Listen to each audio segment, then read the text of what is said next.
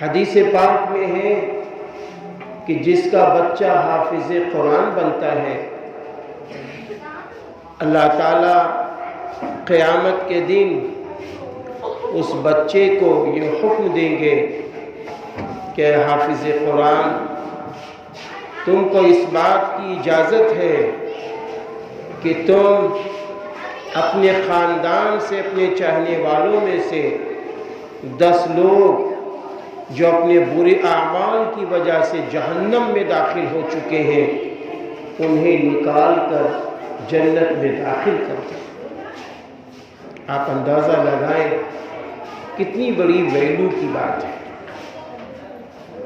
ایک دوسری روایت میں ہے کہ جب نفسی نفسی کا عالم ہوگا کوئی کسی کا نہ ہوگا، ایسے ماحول میں قیامت کے دن اللہ تعالیٰ فرشتوں سے یہ بات کہے گا، فرشتوں حافظ قرآن کو بلا لا۔ پھر حافظ قرآن کے ماں باپ کے متعلق اللہ حکم دے گا کہ جو حافظ ہیں ان کے ماں باپ کو بلا لا۔ پھر اس کے بعد حافظ بعمل کے ماں باپ سے اللہ تعالیٰ کہے گا کہ یہ وہ کرسیاں ہیں، حدیث پاک میں ہے کہ جنت کی وہ کرسیاں جو موتی یاقوت جیسے موتیوں کی بنی ہوئی کرسیاں ہوگی، اور پھر اللہ فرشتوں سے کہے گا وہ کرسیاں لے کر آؤ۔ وہ کرسیاں سامنے رکھی جائیں گی اور حافظ قرآن کے ماں باپ سے کہا جائے گا ان کرسیوں پر بیٹھو۔ پھر اس کے بعد اللہ تعالیٰ فرشتوں سے فرمائے گا، فرشتوں جاؤ جنت سے 2 جوڑے لے آؤ۔ پھر حافظ قرآن کے ماں باپ سے کہا جائے گا یہ جنت کے جوڑے ہیں، ان کو تم پہنو۔ حدیث پاک میں ہے کہ جب حافظ قرآن کے ماں باپ وہ جوڑے دیکھیں گے تو برجستہ ان کی زبان سے نکلے گا، اے اللہ اتنے اچھے اور اتنے قیمتی جوڑے میں نے کبھی نہیں دیکھا، اور اتنے قیمتی جوڑے۔ تو اللہ فرمائے گا کہ اے حافظ قرآن کے ابا، اے حافظ قرآن کی اماں، تم نے میرے بندے کو حافظ قرآن بنایا تھا، اس میں جو تم نے پیسہ لگایا تھا، رقم لگائی تھی، یہ اس کا بدلہ۔ پھر اس کے بعد اللہ تعالیٰ فرشتوں سے فرمائے گا، فرشتوں جاؤ جنت سے 2 تاج لے آؤ۔ وہ تاج حدیث پاک میں ہے سورج سے زیادہ چمکدار ہوں گے۔ پھر وہ تاج لائے جائیں گے، اللہ رب العزت بذات خود حافظ قرآن کے ماں باپ کی تاج پوشی فرمائے گا۔ آپ اندازہ تو لگائیں جس وقت حافظ قرآن کے ماں باپ کی یہ تاج پوشی ہو رہی ہوگی تو مختلف انبیاء علیہ السلام کی قوم یہ کہہ بیٹھے گی یا اللہ یہ کون لوگ ہیں؟ تو آواز آئے گی یہ آخری پیغمبر حضرت محمد صلی اللہ علیہ وسلم کے امتی ہیں، انہوں نے اپنے بچے کو حافظ قرآن بنایا تھا، اس لیے آج ان کی تاج پوشی ہو رہی ہے۔ تو آپ اندازہ لگائیں کہ حافظ قرآن کا بنانا کتنا قیمتی ہے۔ حافظ قرآن کا بنانا بہت قیمتی ہے، لوگ آج سمجھ نہیں پاتے۔ دنیا کی عزت آپ خود اندازہ لگائیں کہ ایک بچے کا نام ابھی تک فرقان ہے، لیکن جہاں اس بچے نے قرآن مکمل کیا فوراً ایک لقب ملتا ہے، حافظ محمد فرقان صاحب۔ پھر کوئی حافظ صاحب ہی کہیں گے، کوئی یہ نہیں کہے گا حافظ۔ آپ دیکھیے نا دل سے وہ شخص کہتا ہے حافظ صاحب، حافظ جی، یہ لقب اللہ کی طرف سے ملتا ہے۔ آپ کو معلوم ہونا چاہیے کہ رسول اللہ صلی اللہ علیہ وسلم حافظ قرآن تھے۔ رسول اللہ صلی اللہ علیہ وسلم حافظ قرآن تھے، اسی لیے یہ بات کہی جاتی ہے کہ لوگوں، جب کوئی شخص حافظ قرآن بنتا ہے تو وہ رسول اللہ صلی اللہ علیہ وسلم کا نائب ہوتا ہے۔ کتنی بڑی فضیلت ہے، ہاں کتنی بڑی فضیلت۔ یہاں تک ہے کہ حافظ قرآن جب اس دنیا سے جائے گا تو قبر کے اندر جہاں پر حافظ قرآن یاد کرتا ہے، جس سینے میں قرآن محفوظ ہے، وہاں کیلے داخل نہیں ہو سکتے۔ اتنی بڑی بڑی فضیلتیں موجود ہیں حافظ قرآن کے سلسلے میں۔ آپ دنیا کے اندر دیکھیے کہ بہت بڑا کسی کا بچہ ایم ڈی ہو، ایم بی بی ایس ہو، سرجن ہو، دنیا کا سب سے بڑا ہو، ہزاروں کروڑ لوگ، کھرب پتی لوگ موجود ہوں گے، لیکن ممبر و محراب پر جب جانے کی باری آئے گی تو کسی ایسے شخص سے نہیں کہا ایک نماز پڑھو۔ یہ کتنی بڑی ویلیو کی بات ہے۔ آپ اندازہ تو لگائیں کہ یہ ویلیو کم ہے، کتنی بڑی ویلیو کی بات ہے۔ اور پھر یہی وہ حافظ قرآن ہیں، یہی وہ حافظ قرآن ہیں جن کے متعلق ہے کہ جب قیامت برپا ہوگی تو حافظ قرآن کو اللہ بلائے گا، اور بلانے کے بعد کہے گا اے میرے بندے، جیسا تو دنیا میں قرآن پڑھتا تھا ٹھہر ٹھہر کر، آج تو میرے سامنے میرا قرآن پڑھا۔ کتنی بڑی سعادت کی بات ہے۔ میں آپ کو ایک یہ بھی بات بتا دوں، یہ ساری نعمتیں حشر کے میدان میں جب ملیں گی تو میرے بھائیوں، میرے محبوب نبی صلی اللہ علیہ وسلم بھی ہوں گے، حضرت ابوبکر صدیق رضی اللہ عنہ بھی ہوں گے، حضرت عمر فاروق رضی اللہ عنہ بھی ہوں گے، حضرت عثمان غنی رضی اللہ عنہ بھی ہوں گے، حضرت علی رضی اللہ عنہ بھی ہوں گے، حضرات صحابہ کرام رضی اللہ عنہ اجمعین ہوں گے۔ ان کے سامنے حافظ کے ماں باپ کی عظمت اور حافظ قرآن کا احترام کیا جائے گا، اکرام کیا جائے گا۔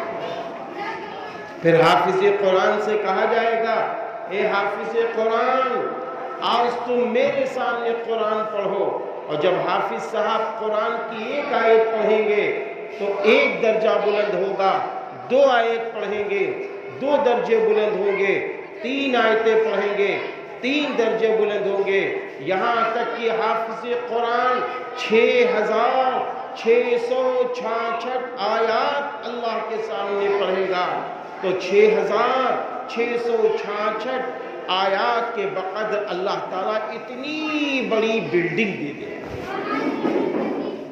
آپ اندازہ لگائیں، اتنی بڑی بلڈنگ ملے گی ایک حافظ قرآن کو اور ان کے ماں باپ۔ اس لیے میں دل کی گہرائیوں سے حافظ قرآن کو اور حافظ قرآن کے والدین کو، گھر والوں کو مبارکبادی پیش کرتے ہیں۔ ہاں، اس لیے میں نے ایک جگہ ایک جملہ کہا تھا کہ لوگوں، اگر آپ کا بچہ حافظ بن گیا ہے تو آپ اپنے بچے کی اگر اچھی تربیت کر لے گئے، اچھی پرورش کر لے گئے، یعنی اس کو حلال غذا کھلائی اور اس کو حلال کاموں کی طرف لگایا، اس کو حرام چیزوں سے بچایا، اللہ کی نافرمانی سے بچایا، تو معلوم ہے حدیث میں جو ہے وہ حافظ بعمل کے والدین کو یہ نعمت ملے گی۔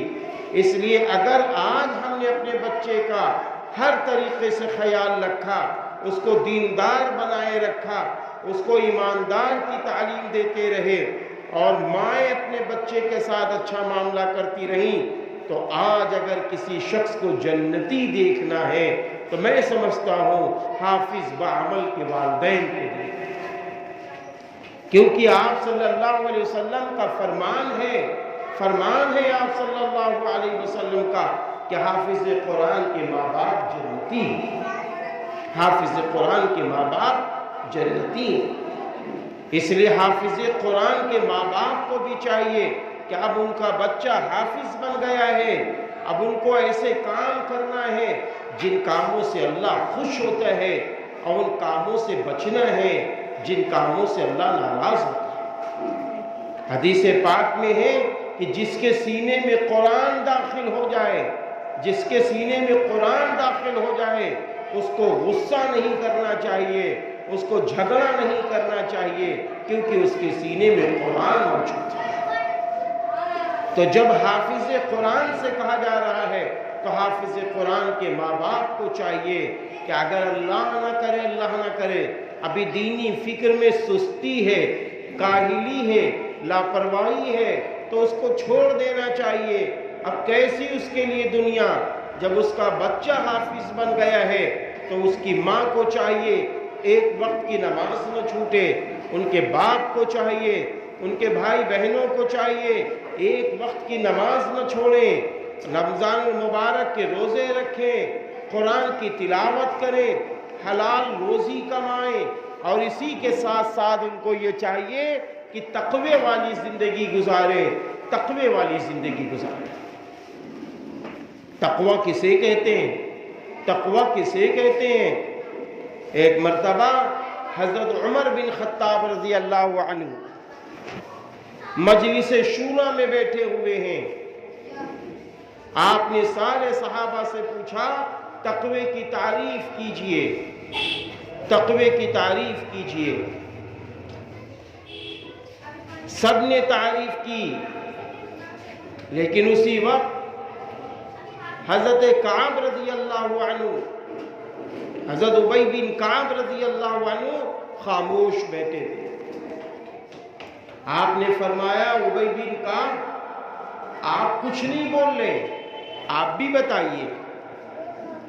آپ کو معلوم ہے میں حافظ قرآن کے ماں باپ کو یہ بھی مبارکبادی دیتا ہوں۔ دیکھیں سنیے، حضور صلی اللہ علیہ وسلم نے فرمایا کہ اس دنیا میں اگر میرے بعد قرآن پاک جو سب سے اچھا پڑھنے والا اگر کوئی شخص ہے تو حضرت ابی بن کعب رضی اللہ عنہ ہے۔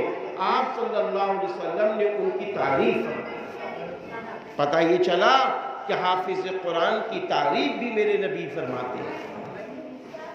تو حضرت ابی بن کعب رضی اللہ عنہ نے فرمایا تقوی کی تعریف یہ ہے کہ ایک جھاڑدار علاقہ ہو۔ تقوی کی تعریف یہ ہے جھاڑدار علاقہ ہو، جہاں کانٹے ہی کانٹے ہوں، کانٹے ہی کانٹے ہوں، چاروں طرف کانٹے ہیں۔ جیسے افریقہ کا جنگل دیکھ لو، اتنے خطرناک کہ سانپ بچھو بھی ہیں، کانٹے بھی ہیں اس میں۔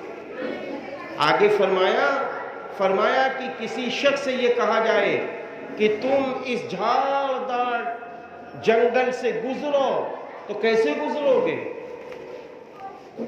کیسے سفر طے کرو گے؟ تو آگے فرمایا کہ وہ اپنے دامن کو سمیٹ لے گا، اپنے کپڑوں کو سمیٹ لے گا، اپنے بدن کو سمیٹ لے گا، اور سمیٹنے کے بعد پھر اس طرح نکلے گا کہ کہیں کانٹا اس کو نہ چبھ جائے، اور نیچے نگاہیں رکھے گا کہیں کوئی سانپ بچھو نیچے نہ ہو کہ میرا پیر اس پر پڑ جائے تو مجھے تکلیف پہنچا دے۔ ان تمام چیزوں کو دیکھتے ہوئے وہ نکلے گا۔ فرمایا اسی کا نام تقوی ہے، اسی کا نام تقوی ہے کہ آج دنیا کے اندر بہت ساری چیزیں ہیں۔ ایک روایت میں ہے کہ آپ صلی اللہ علیہ وسلم نے فرمایا اللہ تعالیٰ نے جنت کو مصیبتوں سے، تکلیفوں سے، پریشانیوں سے گھیر دیا ہے، اور جہنم کو دنیا کی رنگینی سے گھیر دیا ہے۔ جہنم کو کہاں سے گھیر دیا ہے؟ جہنم کو چاروں طرف گانوں سے، بجانوں سے، جھوٹ سے، فریب سے، سود سے، رشوت سے، اللہ کی نافرمانی سے جہنم کو اللہ تعالیٰ نے گھیر دیا ہے۔ آپ اندازہ لگائیں تو اسی لیے صحابی رسول حضرت ابی بن کعب رضی اللہ عنہ نے فرمایا کہ تم جھاڑدار کے بیچ سے جس طرح بچ کر نکلتے ہو، ایسے ہی آج ہم دنیا سے بچ کر نکل جائیں، اسی کا نام تقویٰ ہے۔ ایک اور تعریف کی گئی ہے کہ دیکھو تم دنیا میں آئے ہو، تم اجنبی بن کر دنیا میں رہ جاؤ، اجنبی بن کر دنیا میں رہ جاؤ۔ جیسے کہ ایک شخص سفر کر رہا ہے، ایک شخص سفر کر رہا ہے، اور سفر کرنے میں کیا ہوا معلوم ہے؟ سفر کرتے کرتے تھک گیا اور تھک کر ایک جگہ کھڑا ہو گیا۔ بس جتنی دیر وہ کھڑا رہا اپنی تھکن کو اتارنے کے لیے، فرمایا ایسا ہی تم دنیا سے گزر جاؤ، جس طرح تھکن آدمی اتارتا ہے، کوئی اس کے اندر خواہش دنیا کی نہیں ہوتی ہے، کوئی اس کے اندر اچھی چیزیں نہیں ہوتی ہیں، ایسے انسان کو دنیا سے گزر جانا چاہیے۔ میرے بھائیوں، اللہ تعالیٰ نے متقی لوگوں کے لیے، جو لوگ گناہوں سے بچتے ہیں، جو لوگ اللہ کی نافرمانی سے بچتے ہیں، جو لوگ اپنی نگاہوں کو اللہ کی نافرمانی سے بچاتے ہیں، جو لوگ اپنے دل کو پاک رکھتے ہیں، اپنے ذہن و دماغ کو پاک رکھتے ہیں، متقی بن کر رہتے ہیں، تقویٰ کی صفت اپنے اندر اختیار کر لیتے ہیں، ان کے لیے اللہ تعالیٰ نے قرآن کریم میں بڑے بڑے وعدے فرمائے ہیں۔ اللہ تعالیٰ نے بڑے بڑے وعدے فرمائے ہیں۔ اللہ تعالیٰ نے صاف صاف فرما دیا ہے وَمَن يَتَّقِ اللَّهَ يَجْعَل لَّهُ مَخْرَجًا۔ جو لوگ متقی ہوتے ہیں، جو لوگ تقوی والے ہوتے ہیں، اللہ تعالیٰ ان کو مصیبتوں سے نکال دیتا ہے، مصیبتوں سے نکال دیتا ہے، مصیبتوں سے اللہ نکال کے باہر کر دیتا ہے۔ آج آپ اندازہ لگائیں، کوئی یہ کہتا ہے مالدار لوگ، ان کا مال ان کو نفع نہیں پہنچا رہا ہے، کہیں ان کا مال گیا، خریدار نے لیا اور اس کا مال ٹھپ ہو گیا، وہ واپس نہیں کر رہا ہے، کسی نے رقم لے لی، قرض لے لیا، قرض واپس نہیں کر رہا ہے، حالات سے گھرا ہوا ہے۔ کبھی کوئی کہتا ہے میری دکان نہیں چل رہی ہے، کبھی کوئی کہتا ہے میرے یہاں لڑکیاں جوان ہو گئی ہیں، ماشاءاللہ بڑی بڑی لڑکیاں ہو رہی ہیں، شادی کے لائق سے زیادہ عمریں ہو رہی ہیں، رشتے نہیں آ رہے ہیں، گھر میں برکت نہیں آ رہی ہے، گھر میں برکتیں نہیں، عمر میں برکتیں نہیں آ رہی ہیں، روزی میں برکتیں نہیں آ رہی ہیں۔ تو اللہ تعالیٰ نے فرمایا میرے بندوں تم متقی بن جاؤ، تم تقوی والے بن جاؤ، ہم تمہاری عمر میں برکت پیدا کر دیں گے، ہم تمہاری روزی میں برکت ڈال دیں گے، اور ہم تمہارے گھر میں برکت ڈال دیں گے، اور ہم تمہاری بیٹیوں کے رشتے وقت پہ کروا دیں گے، اور ہم تم کو نیک اولادیں دے دیں گے۔ تقوی کرنے والوں سے اللہ محبت کرتا ہے، اسی لیے یہ بات کہی گئی ہے۔ اولیاء اعظام کے سلسلے